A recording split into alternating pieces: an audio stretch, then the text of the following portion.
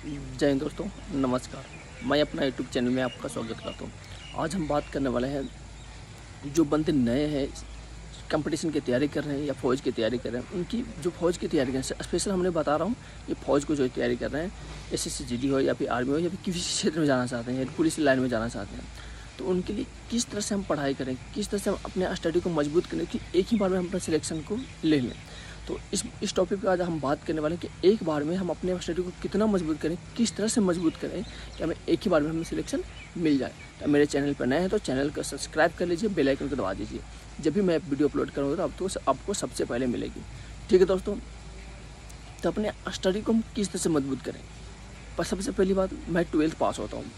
जो 12th बंदा पास होता है उस कंपटीशन की तरफ आते हैं, या फिर जिनकी एज हो रखी है या फिर 12th पर पास होने के बाद हमारे बिहार में क्या होता है ना, 12th पास होते हैं। 12th पास होने के बाद फिर वो बंदा सरकारी नौकरी का तैयारी करता है, जिसे मिनिमम परिवार से बिलोंग करता है, जिनकी मतलब उतना बड़े बैकग्राउंड नहीं है, तो वो इंटर पास होने के बाद वो तैयारी करना स्टार्ट कर देते हैं। ग्रेजुएशन में नाम लिखाते हैं, नहीं ग्रेजुएशन की एग्ज़ाम भी मतलब चलते रहती है और अपनी तैयारी भी करते रहते हैं, जिससे 18 वर्ष एज हो और हमारी तैयारी भी मजबूत हो जाए। मतलब 18 वर्ष होते के साथ ही मतलब सबकी फॉर्म भरने की एज 17 साढ़े 17 आर्मी की होती है, बाकी 18 से मतलब करीब सबकी 18 होती है। तो मेरा एज 18 साल हो और मैं फार्म भरूँ और एक बार में सिलेक्शन ले लूँ, तो हम किस तरह से तैयारी करें, मैंने किस तरह से तैयारी किया, तो मैं अपनी बात बाद में करूँगा। फिर कभी नेक्स्ट वीडियो में आपको बताऊँगा कि मैंने किस तरह से स्ट्रगल किया, मैंने क्या क्या मुश्किलें झेली, मैं जहाँ से मैं आया हूँ, मैं यहाँ से कैसे मतलब अपने जीरो लेवल से मेरी स्टडी इतनी बेकार थी ना, इतनी बेकार कि आप कह नहीं सकते। मैं गांव में, छोटा सा गांव में रहता था और काम धाम खेती बाड़ी जो भी हो क्या क्या करता था, अब क्या मतलब कहाँ से कहाँ आया। मैं ज़्यादा नहीं बोल रहा हूँ कि मैं बहुत ज़्यादा वो किया, बट जैसा भी किया मेरे लिए थोड़ा चुनौतीपूर्वक था। तो मेरे लिए छोटी मोटी चुनौतियाँ तो आपकी हमसे बेहतर कर सकते हैं। मेरा कहने का मतलब है कि मैं नहीं कहता कि मेरे जैसा बने, हमसे बहुत आगे निकले। तो मेरा ये कहना था कि अगर आप नए 12th पास करते हैं, 12th पास करने के बाद किस तरह से हम स्टडी करें कि हमें एक बार में सिलेक्शन मिल जाए। तो पहले हम 12th पास करते हैं या फिर जब भी तैयारी करने की पास करते हैं, तो आपको टाइम तो लगेगी। अगर अच्छी से करना है तो आपको साल भर, एक साल करीब आपकी मेहनत करता है कि आप कितना मेहनत करते हैं। अगर ज़्यादा मेहनत करते हैं तो आपको 6 महीना में भी हो सकती है, साल भर भी हो सकती है। आप पहले से पढ़ा हुआ तो और कम में हो सकती है, पहले से अगर पढ़ रखे हैं कुछ सब्जेक्ट। तो पहले चीज़ देखिए, कोई भी किसी चीज़ की तैयारी करते हैं तो पहले उस क्षेत्र की सिलेबस क्या है, उसमें इम्पोर्टेंट सिलेबस क्या है, ये हमको पता होना चाहिए। जैसे हम बिहार का मान के चलते हैं, दरोगा की या बिहार पुलिस की, तो मैथ और रीजनिंग का बहुत कम मायने रखती है, तो उसका बात नहीं करूँ। जिसमें सबसे मेन सिलेबस क्या है उसके बिना हम नहीं हो सकता।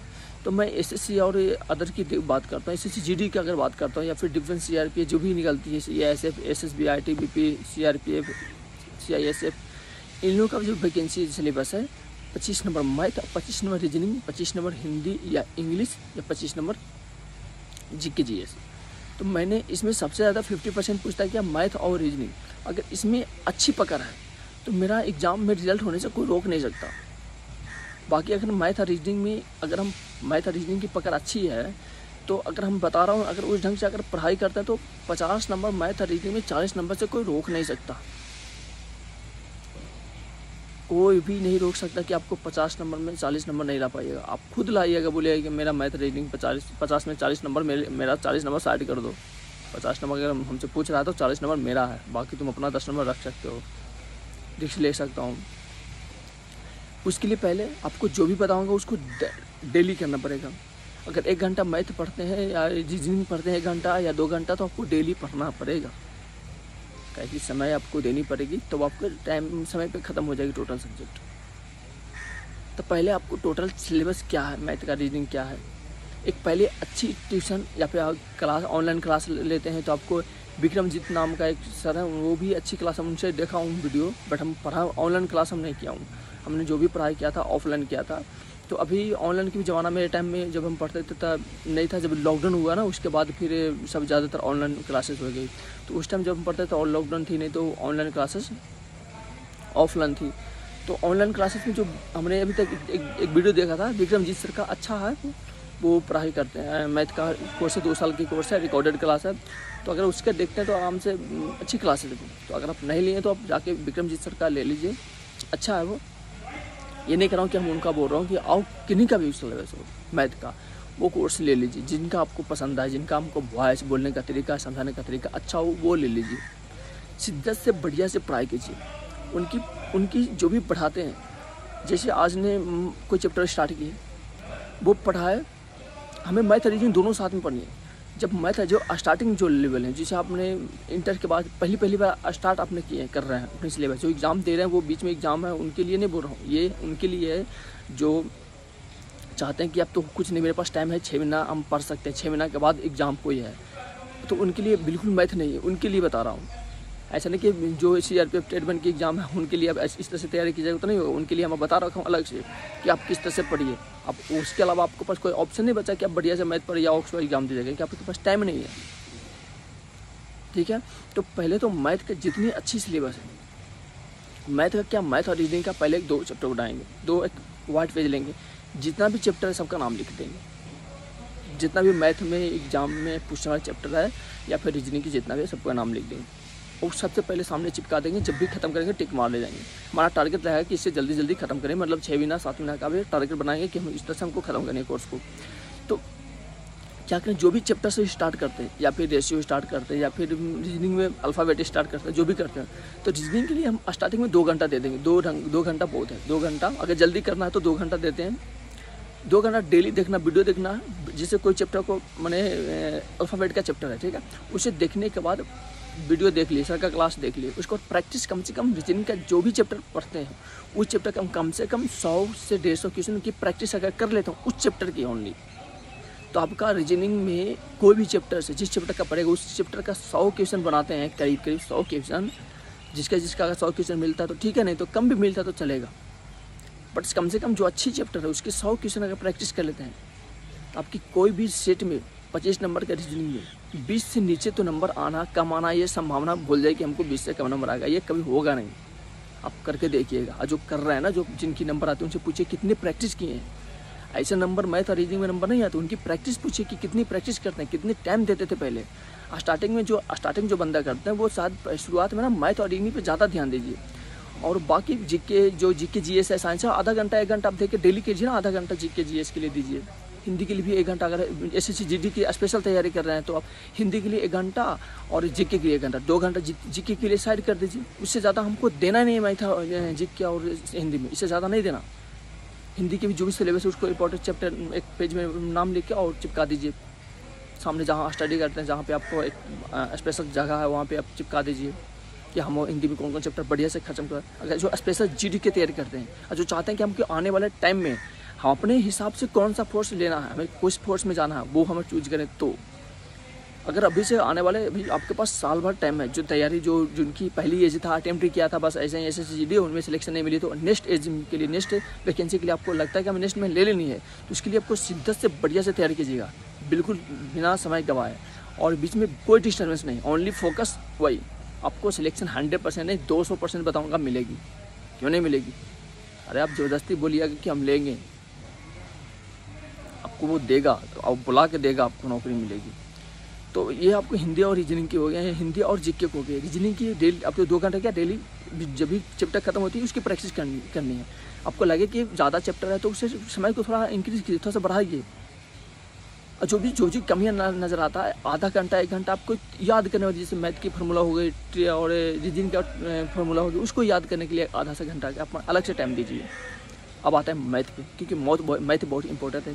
जिस चैप्टर की जिस सेट में अगर मैथ में अगर 20 नंबर आ जाए तो साला मैथ का और रीजनिंग में 20 नंबर आ जाए, उस सेट का 4 लग जाती है। उस सेट में 70 नंबर से कम आते नहीं हैं, क्योंकि करीब GK भी पढ़ते हैं लोग, जब याद करते कंपटीशन करते हैं तो थोड़ा बहुत GK पढ़ते हैं, बाकी जब वैकेंसी निकलते हैं तो थोड़ा GK याद करते हैं।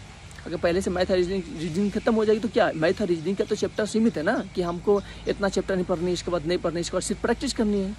बट GK का कोई लिमिट नहीं है याद करने का, तो जो पहले लिमिट है कि बस इतना ही पढ़ना, तो उसको पढ़ लेंगे ना, फिर प्रैक्टिस करते रहेंगे, फिर आगे धीरे धीरे सीखते रहेंगे। तो मैथ को डेली पढ़ना है, कम से कम जैसे चैप्टर स्टार्ट करते हैं आपको जब कम से कम प्रैक्टिस को, जब भी चैप्टर स्टार्ट करते हैं उसको कम से कम 4 से 5 बार को प्रैक्टिस होनी चाहिए। पूरी चैप्टर को 4 से 5 बार प्रैक्टिस कर लेते हैं, हर चैप्टर को करते हैं ना। अब बाकी बीच में जो, जैसे आप आधा बुक खत्म कर दिए तो बाकी बीच में जो पीछे पढ़ रखे हैं उसे उलट उलट के देखते रहें। मतलब आपको मैथ का सिलेबस नहीं ख़त्म करनी है, मैथ का किसी पे कोर्स नहीं ख़त्म करनी है कि हमें मैथ पूरा पढ़ लेना है, आपको मैथ ही ख़त्म कर देना है। कहने का मतलब है कि मैथ ऐसा पढ़ना है कि हमें दोबारा पढ़ने की ज़रूरत न हो। इस तरह से अगर ये सोच कर पड़ेगा ना कि हमको दोबारा नहीं पढ़ना, हमें मैथ ख़त्म कर देना है, मैथ का कोर्स नहीं ख़त्म करना हमें कि साल भर हमको मैथ कोर्स, मेरा साल भर के बाद मैथ का कोर्स ख़त्म हो जाएगा तो मेरे पास ज़्यादा टाइम लगेगा तो ज़्यादा प्रैक्टिस करूँगा। ऐसा सोच नहीं लेना है। जब भी करना तो अभी हम पूरा का पूरा ख़त्म करूँगा, बाद के लिए कुछ नहीं छोड़ना कि बाद में कर लेंगे, बाद के लिए टाइम नहीं मिलती है।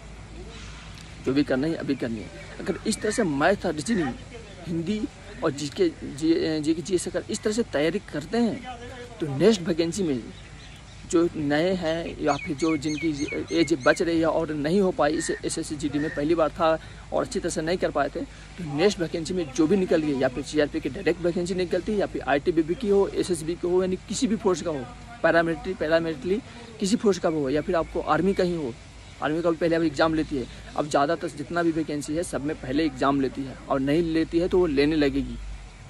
तो इसके लिए इम्पोर्टेंट हो जाती है एग्ज़ाम। अगर एग्ज़ाम में आप इस तरह से तैयारी करते हैं तो आपको रनिंग के लिए, बाकी फिजिकल के लिए तो दिक्कत नहीं है। आप सुबह में आपको चाहते हैं कि PT भी साथ में करें तो आप सुबह टहल लीजिए ना, आधा घंटे के काम में नहीं ज़्यादा उतना मेहनत कीजिए कि आपको नींद आए, आधा घंटा घूम लीजिए, आपको सेहत के लिए भी अच्छी होगी, आपकी PT भी अच्छी हो जाएगी।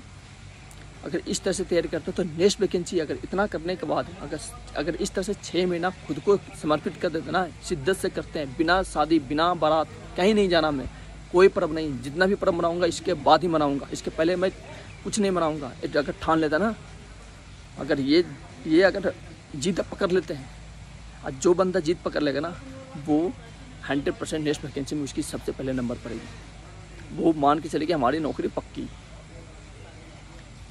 मैंने भी ये किया हूँ, मैं बांध लिया कि मैं करना है तो बस करना है।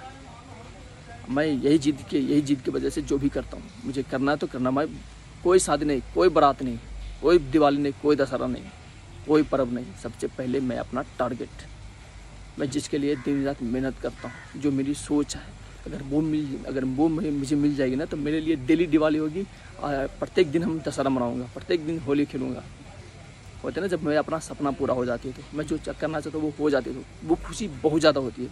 वो किसी के बोलने से कि मेरे पास फ़ोन नहीं करता, मेरे पास आता नहीं है, वो बस यूँ ही किसी पर नहीं जाना। अगर आपको जॉब लग जाएगी ना तो वो खुद फ़ोन करेंगे आपको, फिर बोले कि डेली दिवाली डेली दशहरा, आपकी खुशियाँ की कोई ठिकाना नहीं रहेगा अपने टारगेट को पूरा करने के बाद। उससे ज़्यादा आपके सपनों से बड़ा कुछ नहीं है, आपके लक्ष्य से बड़ा लाइफ में कुछ नहीं है। अगर जो बंदा ये सोच कर करते हैं हमारी बात, तो अगर जो भी वीडियो देखते हैं, जो सुन रहे हैं, अगर ये पूरी करते हैं तो नेक्स्ट वैकेंसी सबसे पहले नंबर उनकी पड़ेगी। तो ये ठान लें कि इस बार नहीं, अगला बार। ऐसा नहीं आपको सोचना कि इस बार नहीं होगा तो अगला बार फिर यही बात दोहराएंगे और फिर बोलेंगे इस बार नहीं, अगला बार भी एज तो बचती है। ऐसा नहीं, हमें इस बार लेनी है तो इस बार ही लेनी है। हमें कोई खुशियाँ नहीं चाहिए, हमें सबसे पहले चाहिए अपनी खुशी। पहले ये चाहूँगा तो इसके बाद ही दूसरा काम करूँगा, इसके पहले कोई काम नहीं करूँगा। कोई शादी भी नहीं, कोई बराती भी नहीं, कोई पर्व नहीं, सबसे पहले ये, इसके बाद ही कोई बराती, कोई शादी, कुछ भी हो। होली आएगा, कुछ नहीं होगा हमारे लिए, होली सबसे पहले ये है। अगर ये कर दिया, ये पा लिया तो मेरे लिए होली भी आ जाएगी।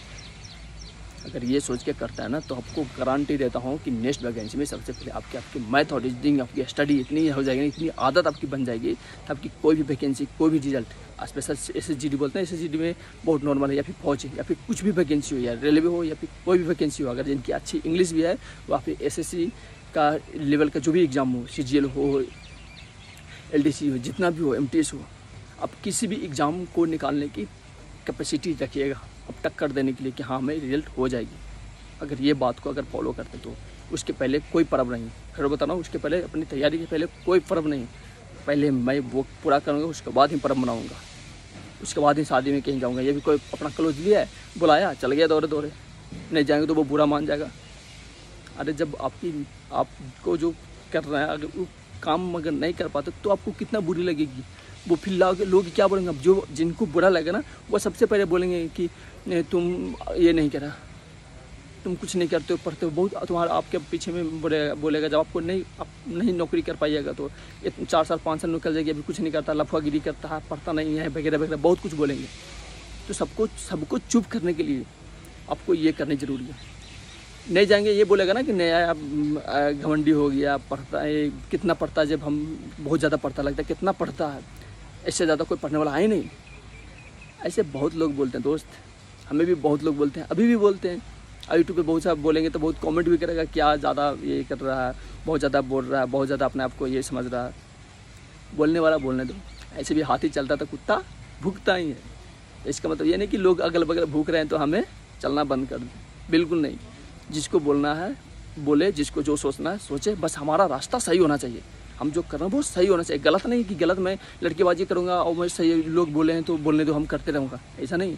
पहले जो भी करें वो रास्ता सही होनी चाहिए, उसके बाद फिर आपको अगर वो रास्ता सही रहेगा ना, आपको दिल से संतुष्टि मिलनी चाहिए। जो रास्ता सही होने से तो आपको दिल से संतुष्टि मिलेगी। लोगों को आपको जवाब देने की कैपेसिटी होनी चाहिए कि हाँ गलत नहीं है, सही है। ऐसा नहीं कि आप गलत काम करिए और लोग बोलें। अगर आप सही रहिएगा, दुनिया की कोई भी ताकत आपको हिला नहीं सकता, बट रास्ता सही होने चाहिए, ये कर रहा हूँ। बाकी आपको क्या माइंड सेटअप के बारे में बताया था कि माइंड सेटअप स्टडी में क्या माइंड सेटअप कितनी मायने रखती है, आपको बताऊंगा। मैं अपने क्या स्ट्रगल की लाइफ में वही माइंड बताऊंगा, बट थोड़ा सा ड्यूटी की वजह से टाइम मिलना थोड़ा दिक्कत हो जाती है, मैनेजमेंट करना दिक्कत हो जाती है। बाकी फिर धीरे धीरे करके आपको प्रयास करता रहूँगा कि बताऊँ।